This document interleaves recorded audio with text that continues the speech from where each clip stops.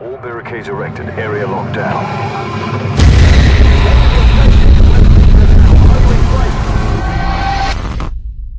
How's it going, everybody?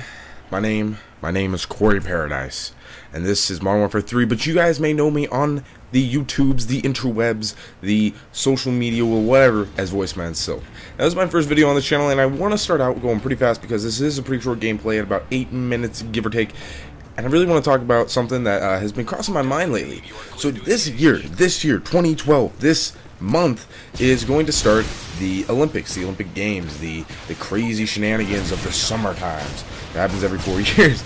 But I was watching the Olympic trials for the U.S. and it came and it occurred to me as it was funny because, you know, I was thinking, you know, I know just about everybody in baseball because I am a baseball player. So I know a bunch of guys that are in baseball.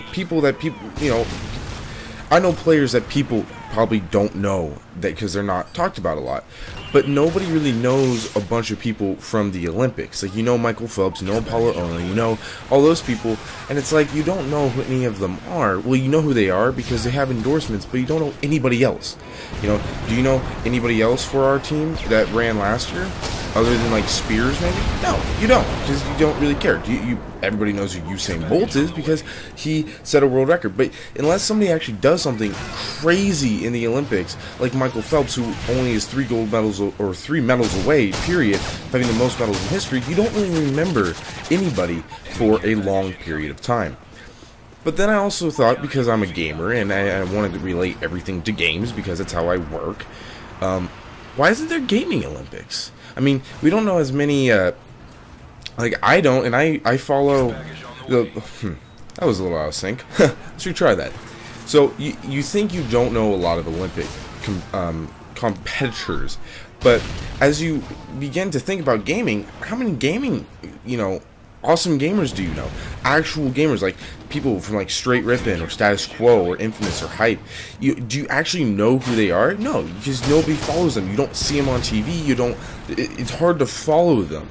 So I was thinking, like, but why isn't there a gaming Olympics? You know, maybe you want to call it gaming Olympics, but why isn't there one where all the best players from each country, all the players from every country is, you know, it works just like the Olympics. You know, you have to go through trials and become this part of this great, you know, team that your country puts that your country will put together, and then you compete at these Olympic Games, sort of games, and then you get medals, you get all the shit that an Olympic, you know, person would beat.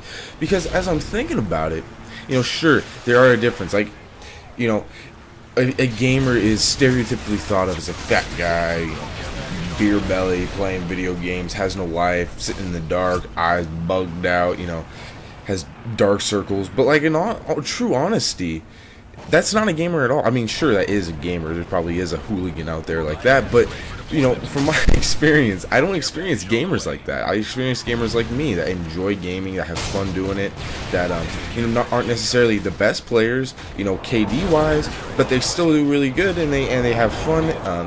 And they just look normal. You know, they're fit. They're not, you know, overweight or anything. And so I was thinking now, what separates then from the Olympic competitors and these MLG teams, these Halo MLG teams, StarCraft teams? What separates them? And honestly, other than just working out and doing a sport that involves like exercise, there isn't much. It takes the same mentality in a way. Okay, think about it. A StarCraft player who plays a StarCraft. StarCraft is a very, very, very strategic game. It involves a lot of quick, you know,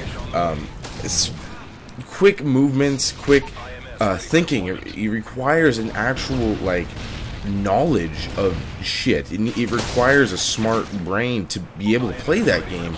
I mean, yeah, you get to a point where you can start playing it well without thinking, but it's still one of those games where it's like you can't just pick up and expect to do good. You have to sit there, understand what it does, understands what things do, find shortcuts, that type of stuff, and then you become this good player. But then you also have this entire new stage of training and honing your skills. Same thing works for Halo players.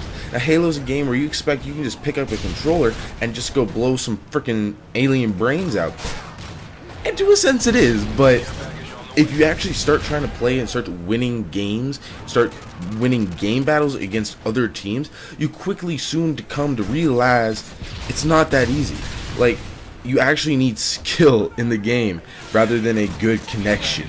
You actually need to be able to play the game, not run around and have a host connection. You know what I mean? And these guys, they do this training that is unbelievable. I mean, you think, oh, it's just a game, how much can you train? You can fucking train a lot, trust me. Okay, these guys can spend so much time playing the game. And so, you know, I was thinking, like, what's the difference between Michael Phelps and straight ripping the team? What's the difference between Spears and Hype? You know, Apollo and Infamous?